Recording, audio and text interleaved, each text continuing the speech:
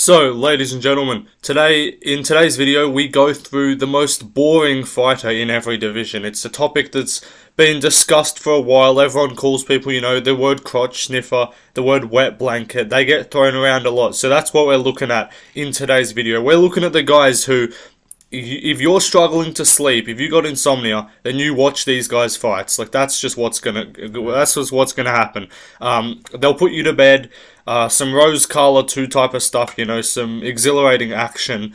But we're going to go through, in my opinion, subjective, of course. You guys can disagree with me. You guys let me know in the comments if you disagree with my picks. But, of course, you can let me know who your pick would be in the comments. But without further ado, let's begin. In the flyweight division, and I believe the most boring fighter is Amir Albazi. He requires crotch sniffing to win. He does submit people, like he does have a decent finish rate. He's got 5 TKOs and 9 submissions and only 3 decisions. So I can't take that away from him. He does at least get some finishes, but the Kai Kara-France fight just pissed me off. He shouldn't have won that. It was a robbery. He's managed by Ali Abdelaziz, so he's obviously a bad person, and he supports terrorism. He's funded by Hamas, most likely, let's be real. But, he's not a terrible fighter, he's not a super boring fighter, but he's just annoying to look at. I don't know, he's fucking Iraqi. Who in the UFC is Iraqi? Bro's just trying to be different. Why? I don't know, he's just annoying. Look at his face, it just pisses me off to look at. And his fighting style is just not the most entertaining. Takes people down a lot. He does get finishes, so I'll give him that. 9 submissions is solid, but like I'm going to talk about with another guy later on in this video, getting the submission doesn't necessarily mean you're super entertaining. It could be boring as fuck. If Rose Carlo were fought for 4.5 rounds and then Rose submits her, it's still a fucking boring fight. It might go on Rose's record as a submission, but it's still a boring as fuck fight. So, Amir Albazi, very boring fighter in my books. He doesn't deserve a title shot either at all. And I'm going to give him a snooze rating of 6 out of 10. So I'm saying, I could probably fall asleep watching some of his fights. It's not a guarantee that I could go to bed. Sometimes, I don't know, he might have some exciting moments. I might be kept awake. But it's pretty likely that you could get someone, and they would probably be able to doze off to a few Amir Albazi fights. 17-1 as well, by the way, is his record. And yeah, 5 KOs, 9 submissions, 3 decision wins. So pretty solid for him in terms of he doesn't have a super bad finish rate, but still, I think he's pretty boring. We move on to the bantamweight division. There's no doubt about this one. It's Merab Dvalishvili, 16-4 record, so not amazing record. Inbred grappling. Is the crotch sniffing expert of the lot. Everyone knows, Merab is the expert of crotch sniffing. He's definitely on EPO. He shot 75 takedowns on PDR and missed literally all of them. Ruined Aldo's retirement as well, so he's a bad person. We can never forgive him for that. He's probably a cuck, as I've said on multiple occasions. That's just what's going on. He basically just wants to ruin everyone's day, have a terrible fight, put people to sleep, and then also not even call for a title shot. I'm glad he's not getting a title shot, but if you're gonna fucking do this to everyone and all the fun contenders like PDR and Jose Aldo that we like, then, why would you do it if you're not even chasing the belt? So it's kind of stupid. He should just retire, cut him from the sport. Can't even secure control time either. He got 50 million takedowns on PDR, and he had 20 seconds of control time across the whole fight, which is just dead as hell. When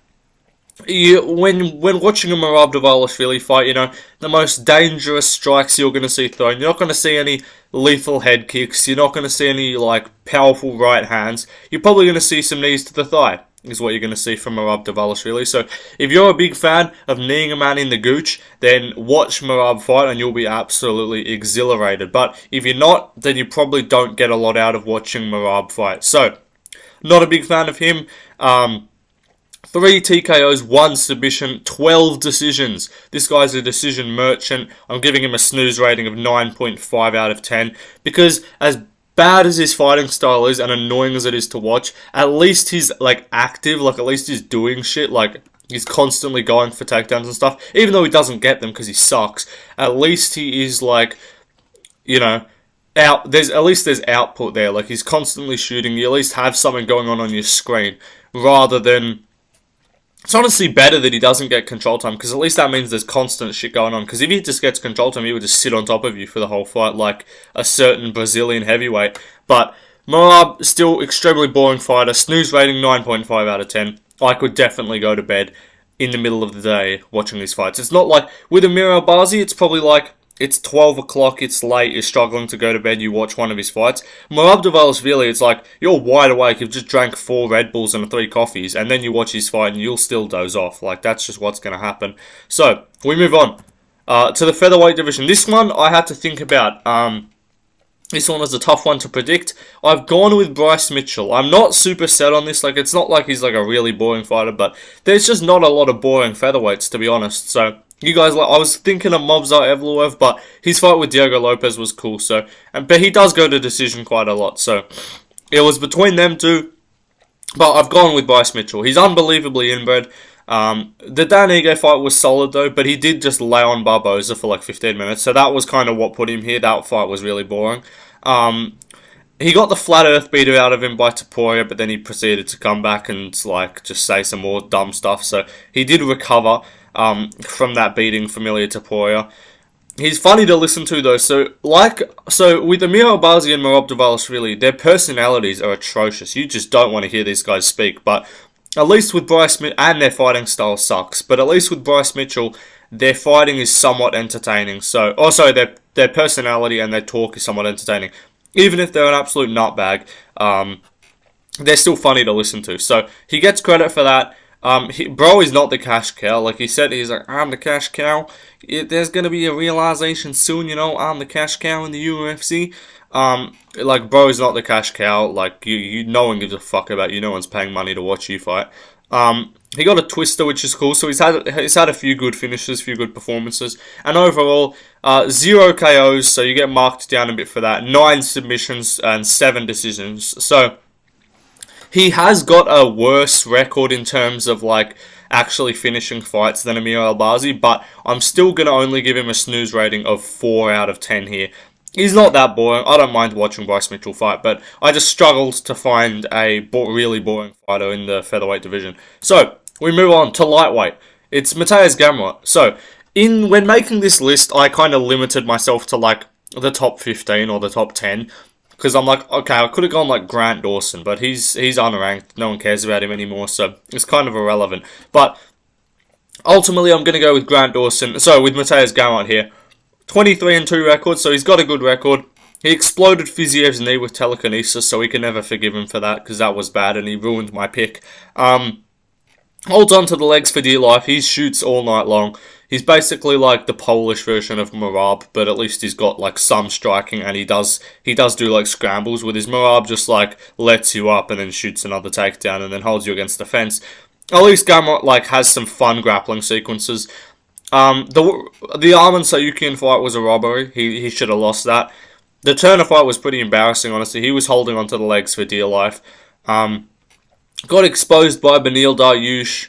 Like, I don't know. There's just, like, with Gamrot, he's not that bad. I don't hate watching him fight. Like, he got exposed by Dariush, which was pretty funny. People thought him and, like, Arman and stuff were going to be, like, the next champs. And then Dariush just said, have this left hand to the nose, and just dropped him and fucking won a decision. But yeah, he's not the best. Like, he's not super entertaining. I'm not clamoring to watch a Gamrot fight. I was excited for the Fiziev fight because I thought Fiziev was going to win.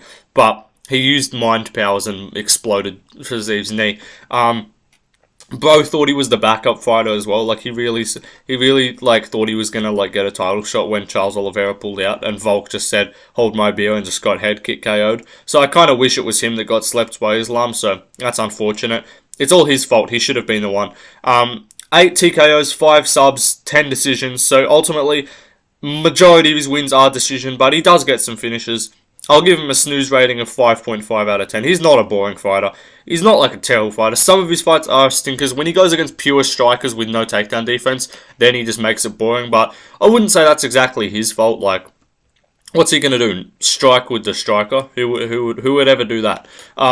So we move on, though, to the welterweight division. This one was the clearest of the lot. You could probably debate with Gamrot or like Bryce Mitchell. I would accept, or maybe Albazi. I would accept some debate on those, but no one's debating this. Belal Muhammad is the most boring fighter at welterweight, maybe the most boring fighter in the sport right now. 23-3. No one remembers the name. Like, lil bro, you're not cool. Like, we're not going to remember you. You're not going to be a Hall of Famer. The only thing we remember is the decision, and then we forget about it 2 days later after you say something stupid. Like, you ain't GSP, lil bro. But this guy really said if he beat Usman, then he would be tied with GSP's legacy. Like, you don't have any title wins. You're not getting a title shot either. I hope he never gets a title shot. If he did that, he would sell a total of 911 pay-per-view buys. So that's just not going to happen. Pay-per-view poison would be Belal. No one would ever want to see him fight.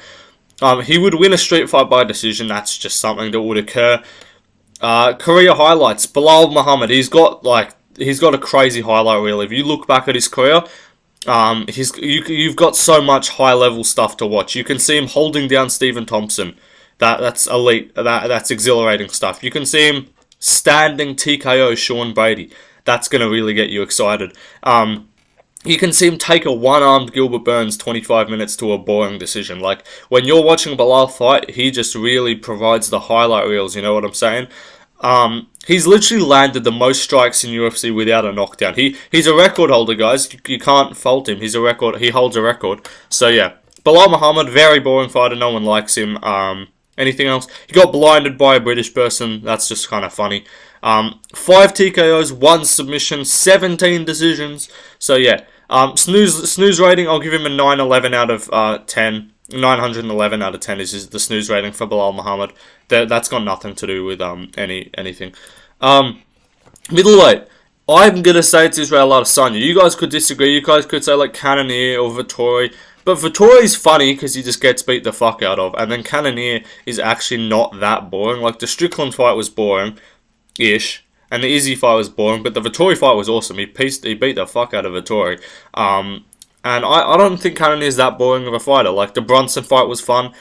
So I'm going middleweight, Israel Adesanya, 24-3. He occasionally gets the KOs to revive the hype. Like, the only reason, if you take away 3 performances from Adesanya's career, he's not a fun fighter in any way. Like, if you take away the Pereira rematch, if you take away the Whittaker KO to win the belt, and you take away the Costa KO, he literally has nothing on his resume. Like, that's it. It's just them 3. And then apart from that, he like TKO'd like Rob Wilkinson or some shit, and Derek Brunson. Like, who doesn't TKO Derek Brunson? So a lot of his KOs, he's got 16 TKOs and 8 decisions in his whole out of his wins. But most of those finishes are outside the UFC. Like, if you look at his UFC record, majority of his wins are decision. Like, since winning the belt, he won the belt against Gastelum, the interim title decision.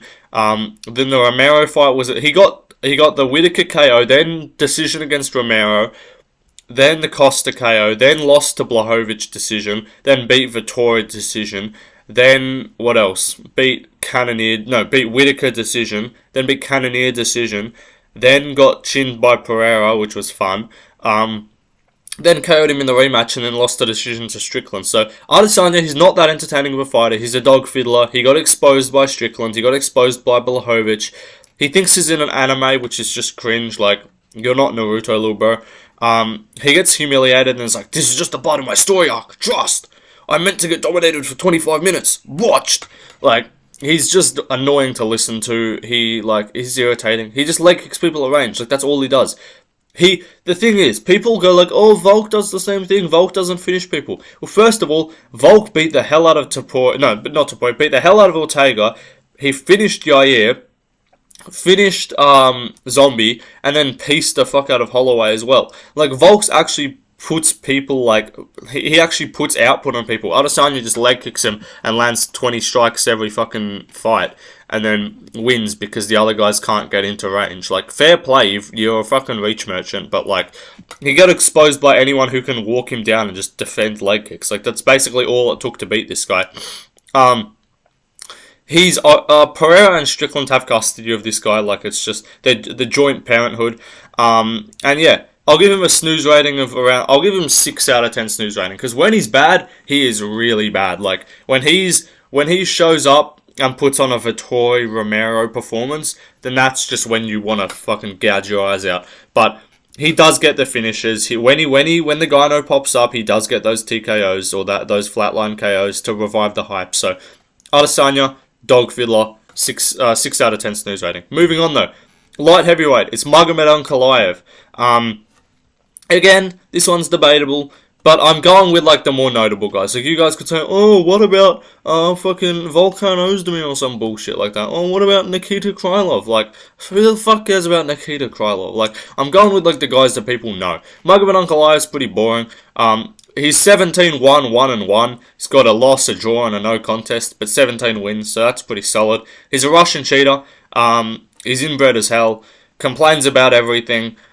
He got tapped by a Scottish person, which was just funny. Like, he was beating him and then just tapped. Like, me personally, I just wouldn't tap. I would just keep going and just win. Like, there's 1 second to go. Why are you tapping, bitch?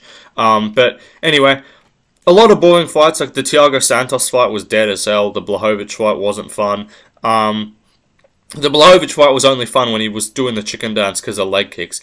This guy's so annoying though. He illegally knees Walker and then like calls him a bitch and says that he wasn't being a man. Like, Walker wanted to fight, bro. You shouldn't have illegally kneed him. You're a retard.